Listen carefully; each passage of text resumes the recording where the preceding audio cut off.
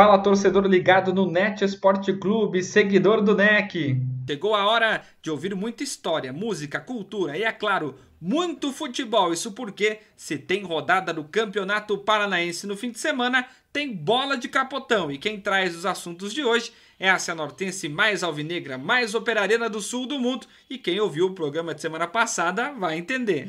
Vamos voltar no tempo e falar de um campeonato paranaense onde o Operário teve troca de técnico, 2 turnos bem diferentes e mostrou ao Paraná jogadores de muito talento.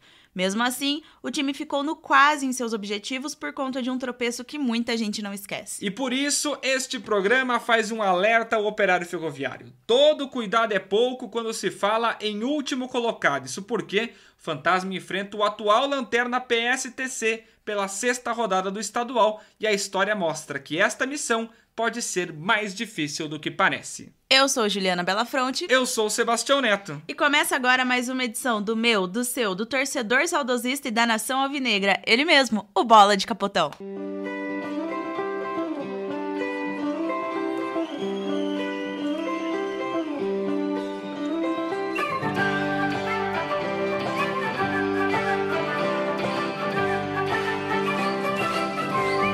O nosso programa começa pegando o trem fantasma de volta ao passado para chegar ao ano de 2013, quando o Operário Ferroviário anunciou uma parceria com a LA Sports para a temporada e prometia agarrar com todas as forças a chance de fazer uma campanha de destaque em seu centenário.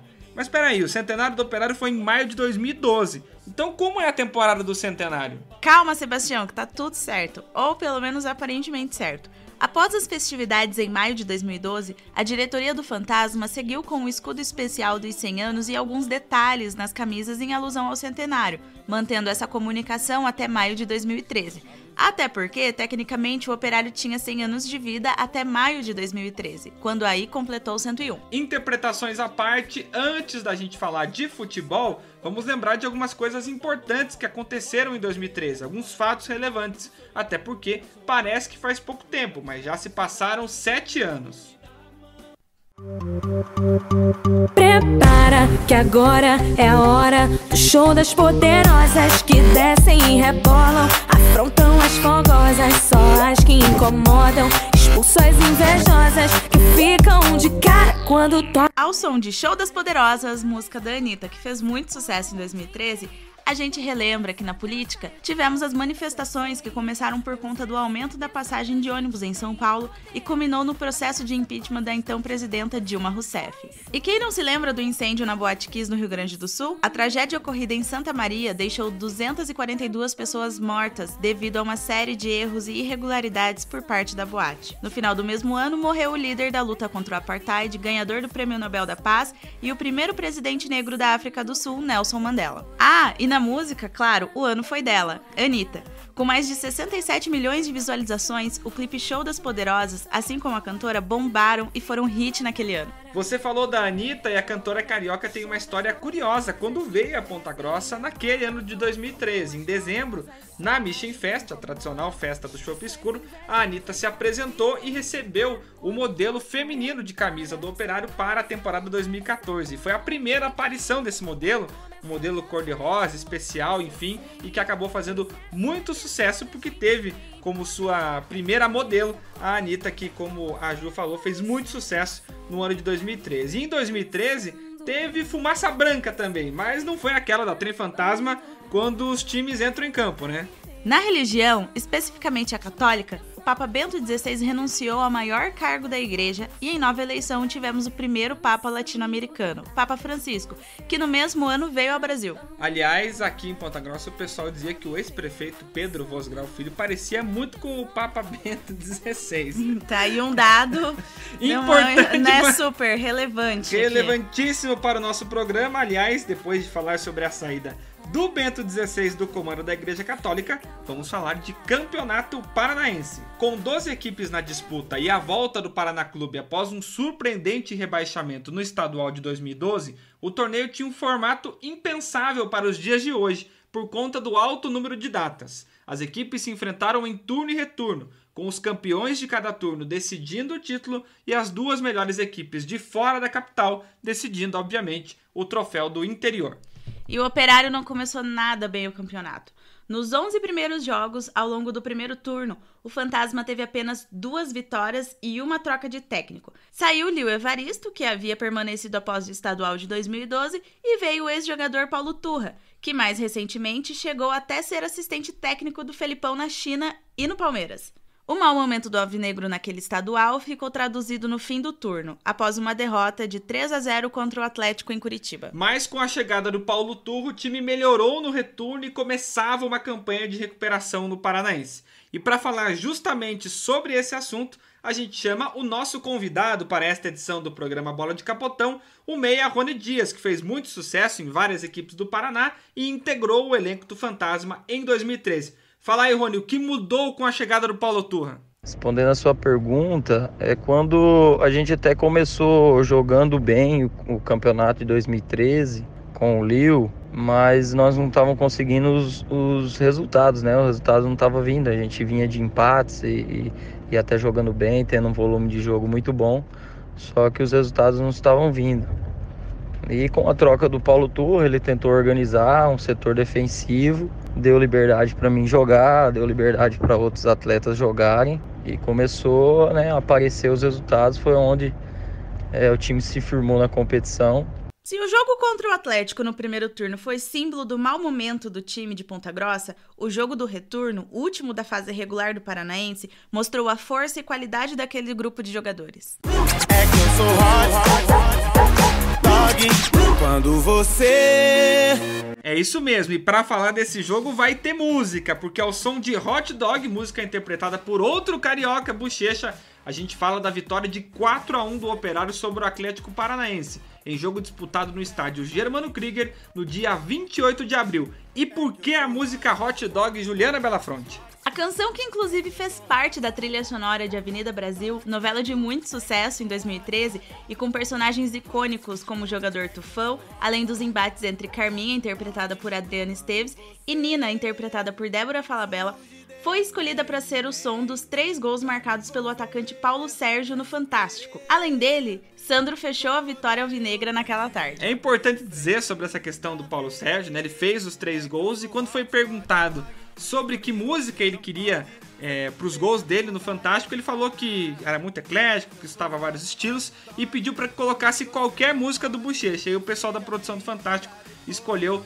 Hot Dog, que depois fez muito sucesso na novela Avenida Brasil. Há quem diga que esta atuação, o 4-1 contra o Atlético, foi uma das melhores do Operário naquele ano. E o Rony Dias também concorda com essa turma.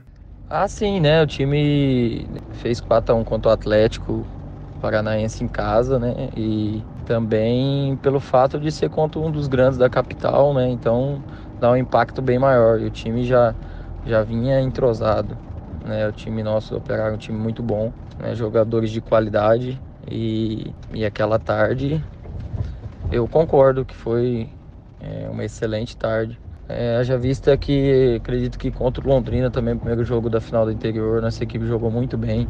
Tivemos chance aí de fazer até mais gols, mas pelo fato do placar, né, ser elástico de 4-1 para a nossa equipe e contra um time da capital, o impacto foi maior e ficou como uma das grandes atuações aí, ou a grande atuação do time na competição.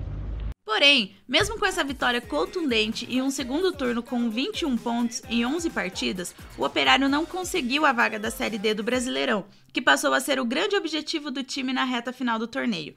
E é aí que vem o alerta deste programa. Vem o alerta porque na 7ª rodada do retorno, o Operário recebeu o Nacional de Rolândia em Vila Oficinas. Em 17 rodadas disputadas até então, o Nacional não havia conquistado uma vitória sequer, no máximo alguns empates. Era o lanterna e virtualmente rebaixado. Por outro lado, o Operário vinha num bom momento e era favorito para o jogo em Ponta Grossa. Porém, e sempre tem um porém, a zebra passeou faceira pelo estádio do Germano Krieger. 1-0 Nacional, gol do Charles. E uma perplexidade que há muito não se via na Casa Alvinegra. Do lado do Nacional, uma festa que se comparava a um título de Copa do Mundo.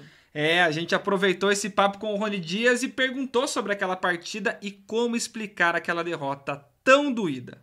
Então, existe aqueles jogos que ninguém consegue explicar, né? Esse jogo Contra o Nacional foi um dia assim, aquele dia que foi noite, que nada dava certo, a bola não entrava, pelo fato também, né, de eles não ter vencido nenhuma partida, o gol não sai, então vai crescendo uma responsabilidade, vai aumentando a pressão e nós tentamos dentro de campo fazer de tudo para que o primeiro gol saísse, para depois as coisas ficassem mais fáceis, mas era aquele dia que nada aconteceu, nada deu certo, né? Um dia eu particularmente fiquei muito chateado porque, né, escapou ali das nossas mãos, era um jogo chave, a gente veio de um campeonato de recuperação, principalmente segundo turno, tão próximo ali, né, do objetivo, importante para o Operário, importante para os atletas, importante para todo mundo, né? Então a gente ficou bastante chateado e com aquele gostinho de que poderia ter aquele elenco, aquele time, poderia ter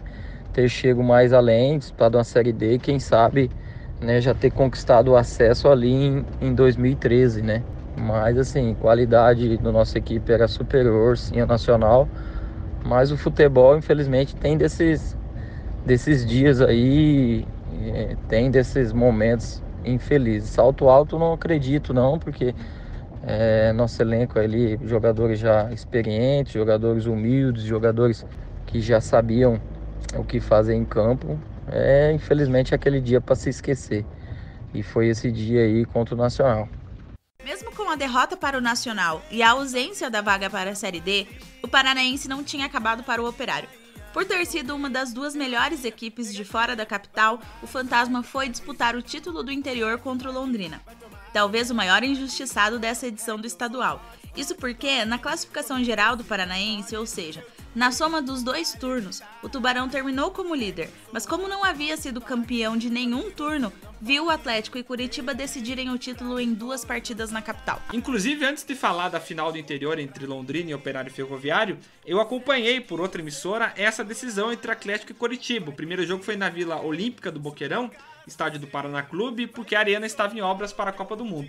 E a Vila Olímpica não tinha iluminação artificial, não tinha refletores. Então o jogo começou um pouquinho antes das 4 da tarde e todo mundo rezando para não ficar muito escuro para que o jogo pudesse terminar. Mas olha, eu vou dizer para você que do segundo tempo para frente foi bem complicado de enxergar alguma coisa lá na Vila Olímpica do Boqueirão. Mas vamos falar da decisão do interior, porque o Fantasma largou na frente com uma vitória de 2-1 no estádio de Mano Krieger, com gols de Paulo Sérgio e Rony Dias. No jogo da volta, no estádio do Café, o Londrina venceu o Alvinegro pelo mesmo placar e sagrou-se campeão do interior pela melhor campanha na fase regular, mais um fato para a lista de quases daquela equipe, que revelou atletas como o volante Patrick, que hoje está no Internacional de Porto Alegre, e também ajudou na retomada da carreira de outros, como o atacante Paulo Sérgio, que hoje é um dos artilheiros do Paranaense 2020 pelo FC Cascavel. E depois desse resumão do Campeonato Paranaense de 2013, é chegada a hora do fim. Mas você, ouvinte, não precisa ficar triste. Semana que vem estaremos de volta para contar mais histórias do futebol paranaense antes do duelo entre Paraná Clube e Operário. Mas antes da gente fechar o programa, antes da gente dar o recado final, tem uma faixa bônus aí para você que acompanha o NEC no Spotify e também no YouTube, o programa Bola de Capotão. Isso porque a gente falou do Operário e Atlético em 2013, a vitória de 4-1 do Fantasma, e o Atlético naquele ano jogou o Campeonato Paranaense com o time de aspirantes, a equipe sub-23. E um dos atacantes do Atlético naquele jogo contra o Operário era o Douglas Coutinho, que hoje faz sucesso aqui no Fantasma, também é um dos artilheiros do campeonato. Ao lado do Paulo Sérgio, Douglas Coutinho vestia a camisa do Furacão naquela partida, inclusive a base toda do Douglas Coutinho foi feita na equipe rubro-negra. Então tá aí, né? O Douglas Coutinho agora está do lado do Fantasma, está do lado alvinegro, mas ele com certeza lembra desse jogo de 2013, dessa vitória do Operário de 4-1. Com produção de Sebastião Neto e Juliana Belafronte e apoio técnico de Maurício Peraceta e Emanuel Fornazari, a gente vai ficando por aqui agradecendo demais o carinho da sua audiência, as suas participações e, é claro, dando aquela dica, siga a melhor cobertura do esporte em Ponta Grossa com o timaço de Emanuel Fornazari no NET Esporte Clube. Siga o NEC no Twitter, no Facebook, no Instagram e, é claro, aqui no Spotify e também no YouTube. E não esqueça, acesse www.netesporteclube.com.br.